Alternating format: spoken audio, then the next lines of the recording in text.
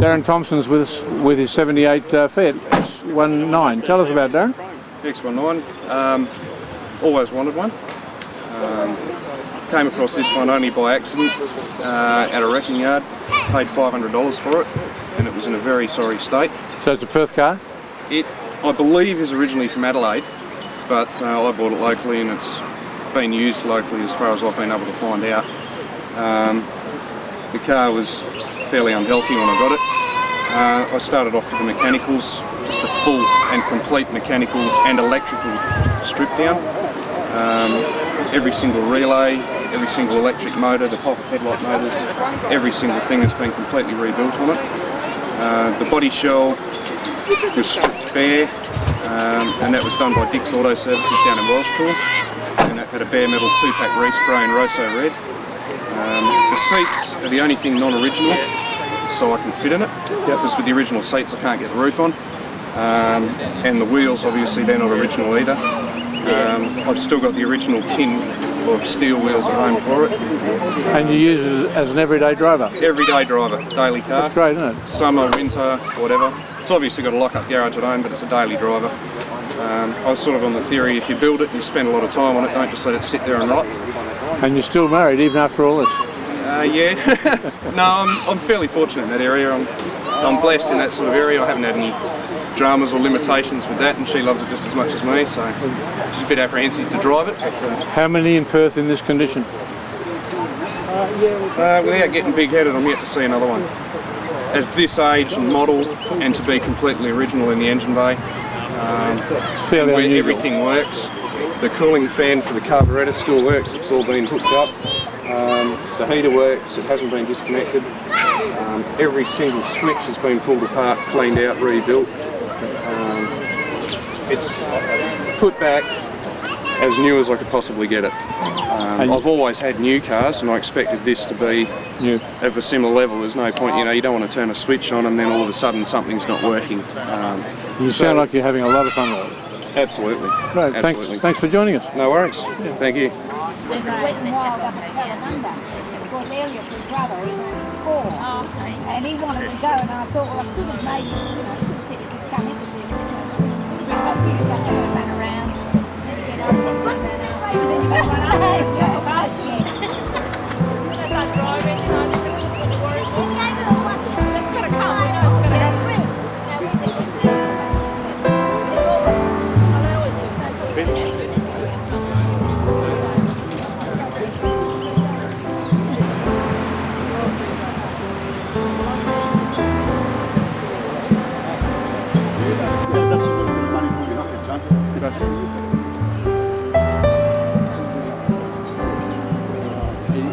Charlie, what's this cognome? No, he hasn't ring it. Maybe the friend is Enrico Petroni, thanks for joining us with your 1969 Bambino. Thank you. Tell us about the beautiful colour. Oh, it's a nice little car. I had the 7 or 8 before this one here, and it's a nice little car. It's beautiful, You use it every day? Nearly, no, in a weekend.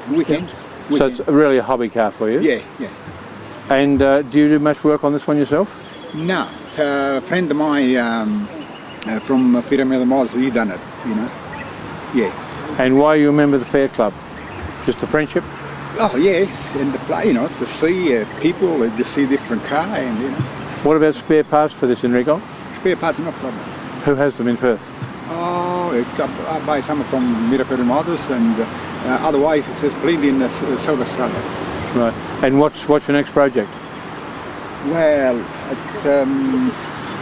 thinking about to buy 124 Sport. Very nice. I had a couple before, a long time ago. When you were a young man? That's it, a long time ago when I was young, that's it. Yeah. Many thanks for joining us.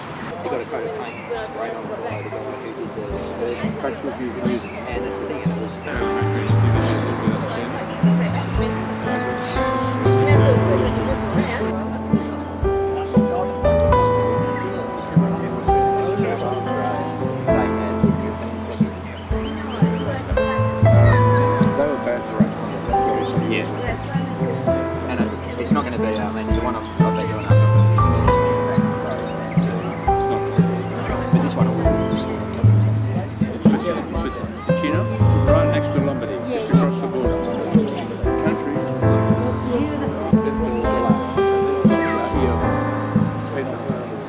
Also thick. The name is Giovanni, must be a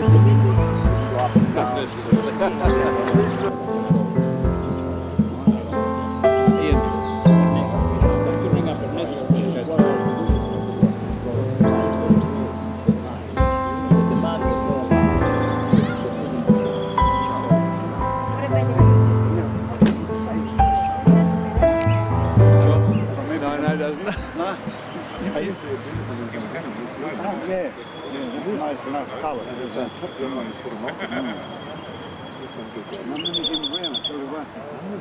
I don't recall seeing one in Perth, but I probably did. Charlie Gugliotta, thanks for joining us with your most interesting Spider. Tell us a bit about the car. It's not a Spider, it's an American Fiat. The only model from American markets. So tell us about the car, please, Charlie. It's a 1200 Cabriolet. They call it Cabriolet. It's an American call it mini Ferrari. And by the look of the photographs, it was very sad when you first got it. He was a bit sad that Blackie was going to dispose of for scrap metal. And I felt a bit sorry as usual, and then I bought it from him, and 2 years work and searching around most American. The front grille come from Holland.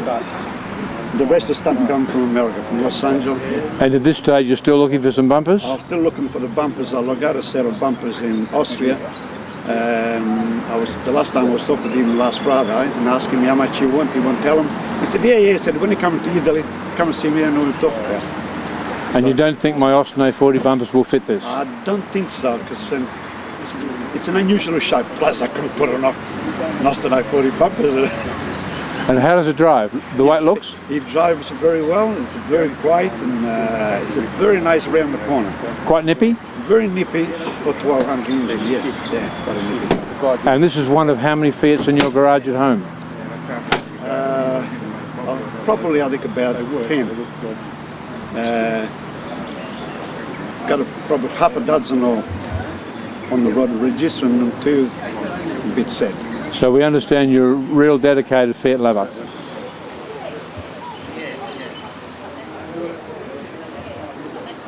Merv Concannon, thanks for joining us with your very interesting Lancia. I believe it's got an interesting story. It is. It's an interesting little motor car. It's what they call a Flavia Berliner.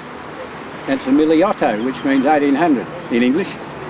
I bought the car from a farmer in Kellerberrin, or just out of Kellerberrin, and he had it stuck in his storage shed, machine shed, and it was covered in chook, poo, and I'm sure he carried sheep in the front seat at some stage. But we were going to tow it home with my ute, and he said, "Don't be bothered towing it." He said, "Drive the bugger home." So we did just that, and then I set to work getting it looking a little bit more tidy. It's certainly not concourse, but it's a tidy car. We decided to go to the Lancia rally in Castlemaine, and we didn't want to flog the little car all the way across the Nullarbor, but we did decide to put it on the train to Adelaide, and then we stayed with a good friend there, a Lancia person, and drove the 680 k's to Castlemaine, and had a wonderful time with the Lancia people there, and then drove it the 680 k's back, plus another few hundred on the way, and we never used a drop of water or a drop of oil. And no spare parts or breakdowns? No breakdowns at all. It just went like a dream. But despite their rather plain looks, they are a wonderfully comfortable motor car. In fact, they were designated by the factory as a limousine in their day. And how many of those in Perth? Well, I'd say that I've got probably the only 2 that are running at the moment, but there may be 1 or 2 sitting around in sheds or backyards. Any idea who would have sold them here originally in Perth? Premier Motors were an agent at one stage, and also Frank Kelly, and I think probably Ciliberti may have had something, but they may be a bit too early for Cilibertis, I'm not sure.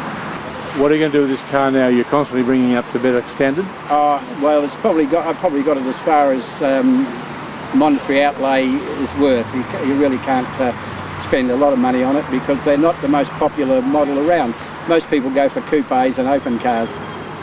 And how do you go for parts? Good. The actual network, the Grapevine is very good. We've got contacts all over Australia, and in fact the Lancia club in the UK is marvellous. They've got a big supply. I believe you're a very nice person too. You let the cameraman and the interviewer actually drive around for a couple of weeks. Oh, you could do that as long as you can, well, you can pay the fee, the small fee. Thanks for joining us. No, thank you, John.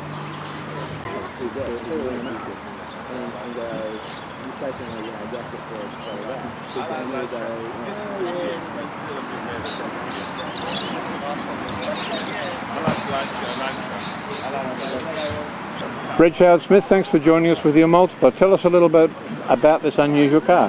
Well, it's a 1957 multipler, originally delivered in Victoria. I purchased it actually from Brisbane, and it was in a terrible state when I purchased it. In fact, had an 850 engine in the back. They had used an angle grinder to cut most of the rear of the car. The motor, in fact, was welded in, believe it or not. So it's been a complete rebuild. The front panel, this panel here, is in fact brand new. The original one was full of bulk and other paraphernalia, and this panel was in fact found in Melbourne, a brand new panel hanging from the guy's roof. It's just one of those quirks when you restore cars. And tell me about the window that's missing at the side, because you're not fully through restoration yet, That's correct. There are the two side middle windows are missing. I need double channel. They are sliding windows rather than wind up windows, and I'm finding it very difficult to find some double channel, but that really is all that remains to be done. And we understand that here in Perth, the few that were sold were probably sold by Dave Golding at Premier Motors? I would say so, because they would have come in probably 59, 60. There might have been a little bit earlier. They were certainly sold on the East Coast 57, 58, and this being 57. So it would probably have been Premier Motors, I would say. And how long do you think before you get this finished? Maybe a month. Maybe before Christmas, but well, fingers crossed. And sitting in your garage here's another car? About another 14. So you're a dedicated Fiat enthusiast. Why the interest in Fiat and Italian cars? They're pure art. They're pure art. Fiat's, Alfa Romeos and Lancias are what occupy my garage. My next restoration will be a 1951 Fiat 1400 sedan. So you have the passion of the true Italian. Indeed. They love their macchini, their machines. Absolutely. Thanks, Reg, for joining us. Pleasure.